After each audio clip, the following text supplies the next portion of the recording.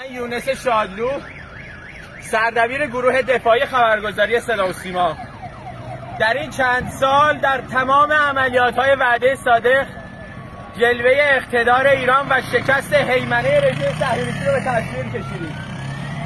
اینجا سازمان صدا و سیماست، مرکز فرماندهی جنگ رسانه ایران و مرکز به قدرت کشیدن تصویر اقتدار ایرانی و ایرانی جماعت و شکست هیمنه رژیم کودک کش صهیونیستی. من نمیدونم چند تا از همکارام داخل بودن. من طبقه اول بودم، بمباران شد. نمیدونم چند تا از همکارام شهید شدن، نمیدونم چند نفر مجروح شدن. گفته بودن تخلیه کنیم منطقه اسرا، اما همه تا آخرین لحظه وایسن تا تصویر اقتدار ایران رو به جهان نشون بدن، چیزی که رژیم صهیونیستی نمیخواد.